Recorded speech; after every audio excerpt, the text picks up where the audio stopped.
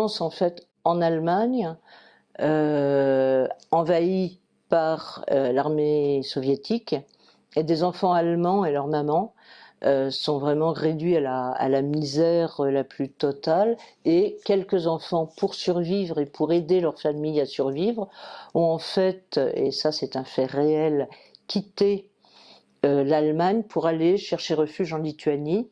Le roman lui-même est basé sur la vie de la mère d'un ami de l'auteur. Donc tout est basé sur le témoignage de cette mère qui a été un de ses enfants, ce qu'on appelait les enfants loups, c'est-à-dire qu'ils partaient, la plupart du temps, ils se réfugiaient dans les forêts et ils allaient en Lituanie essayer de trouver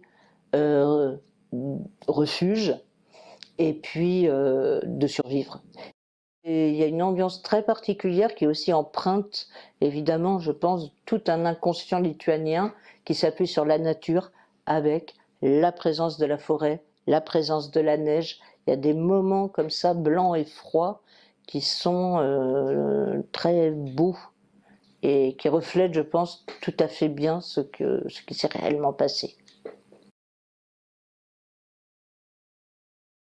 Oui, et tout de suite me vient à l'esprit Venus Poker de Ricardas Gavelis, qui est un livre monstre, ou un livre monde, comme vous voulez, qui a été une espèce de météorite quand il a été traduit en France. On a découvert en fait toute une partie de la littérature lituanienne contemporaine à travers ce texte-là. C'est un livre absolument génial en fait, je crois qu'il n'y a pas d'autre mot, tant par son écriture qui mêle plein de genres, c'est à la fois poétique, violent, pornographique,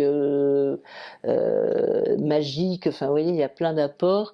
Et puis c'est un livre qui est tellement, je pense, d'ailleurs les Lituaniens s'y sont reconnus, enfin en Lituanie, ça a été vraiment une découverte énorme parce que c'est un livre qui polarise en fait l'âme lituanienne et l'histoire lituanienne à travers un personnage qui a connu l'enfer du goulag, qui est revenu et qui ne s'en est jamais remis et qui peu à peu va sombrer complètement dans la folie.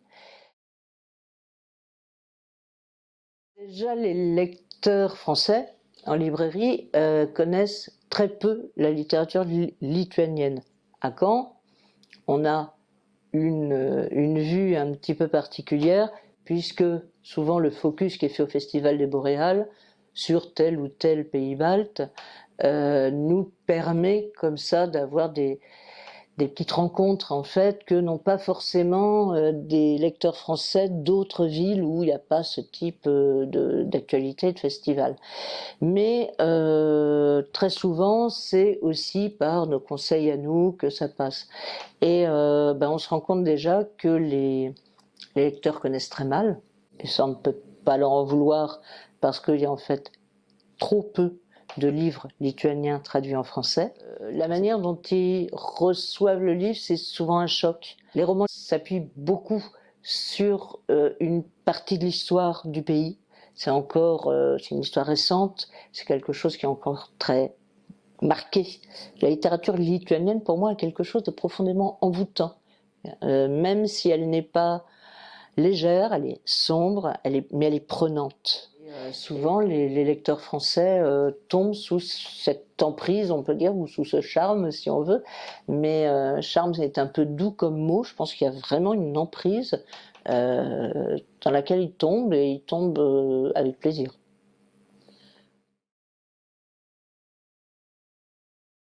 Il y a la nature, il y a inévitablement la présence soviétique, il y a aussi peut-être ce sentiment d'être aux confins de l'Europe, au bout de l'Europe, avec aussi cette appartenance à l'Europe, même si on n'est pas au centre de tout. J'ai l'impression que c'est un peuple qui a un regard à la fois sur le reste du monde et sur lui-même. C'est pas un peuple autocentré. Et ça se ressent aussi dans leur littérature. Alors, outre Vilnius Poker, que je recommande ardemment à tous les lecteurs. Je pense qu'une bonne introduction, c'est un livre qui est paru dans une collection aux éditions Henri Dougier, qui s'appelle tout simplement Les Lituaniens.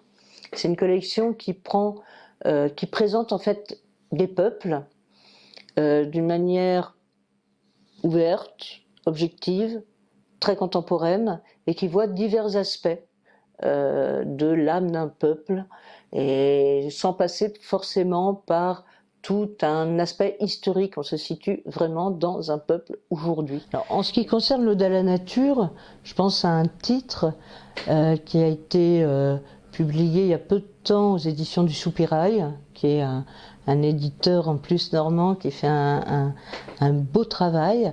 Ce livre s'appelle Un morceau de ciel sur terre de Valdas Papievis.